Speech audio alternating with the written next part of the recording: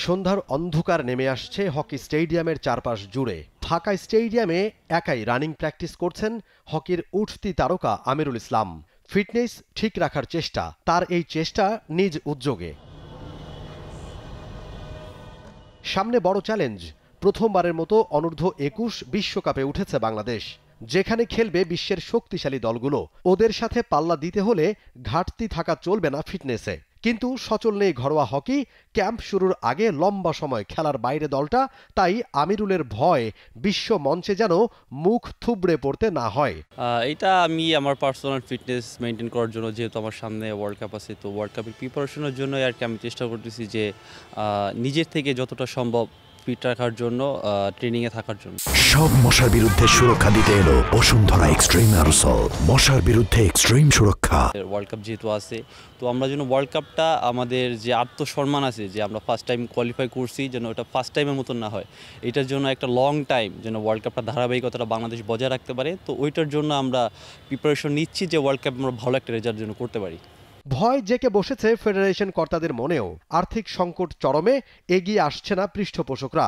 বিদেশে দল পাঠানো কিংবা ক্যাম্প আয়োজনের খরচ মেটাতে ফেডারেশনের এফডিআর গচ্ছা রেখে ব্যাংক লোনের কথাও নাকি ভাবছেন কর্মকর্তারা।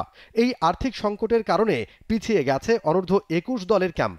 6 মাসের পরিকল্পনা থাকলেও বিশ্বকাপের আগে ক্যাম্প হবে মাত্র 4 মাস। ফেডারেশনের সাধারণ সম্পাদকের কণ্ঠেও ফুটে উঠল অসহায়ত্ব। প্রত্যেকটা জিনিসের সাথে অর্থায়ন জড়িত। বাংলাদেশ হকি ফেডারেশন অর্থায়নে খুব খারাপ অবস্থায় আছি আমরা খুব ভুগতেছি এটা।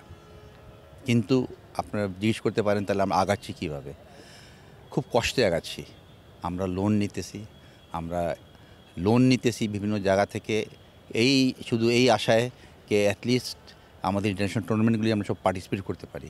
ইন্টারন্যাশনাল টুর্নামেন্টে পার্টিসিপেট করা একদিকে যেরকম ম্যান্ডেটরি, অন্যদিকে নন ম্যান্ডেটরিও আছে, কিন্তু এটাতে আমাদের খেলার ফোকাসটা বাড়তেছে। বর্তমানে অনূর্ধ্ব-18 দলের আবাসিক ক্যাম্প চলছে বিকেএসপিতে। জুনের শেষে চীনে খেলতে যাবে এশিয়া কাপে। আগামী মাসে জাতীয় দলের অনাবাসিক কন্ডিশনিং ক্যাম্পের পরিকল্পনা। জুলাইয়ের শেষে শুরু হবে জুনিয়র দলের বিশ্বকাপের প্রস্তুতি ক্যাম্প। কিন্তু পর্যাপ্ত অর্থ নেই ফেডারেশনের হাতে। সবচেয়ে বেশি চিন্তা এখন জুনিয়র দলটাকে নিয়ে। নির্দিষ্ট সময়ের মধ্যে অর্থের ব্যবস্থা না হলে ব্যাঘাত ঘটতে পারে বিশ্বকাপের প্রস্তুতিতে। আন্ডার 21 ওয়ার্ল্ড কাপ যে টিমটা আমরা যাবে, আমাদের বর্তমানে যে অর্থায়ন আছে এটা দিয়ে আমরা কিছুদিন চলতে পারবো। কিন্তু যদি আমরা স্পন্সরশিপ এভাবে না পাই, তাহলে কিন্তু আমাদের ট্রেনিং এটা ব্যাঘাত ঘটবে। এবং এই ব্যাঘাতটা যে ঘটবে, এটা যে এফেক্টটা হবে, এটা আমি কাউকে বুঝাতে পারবো না।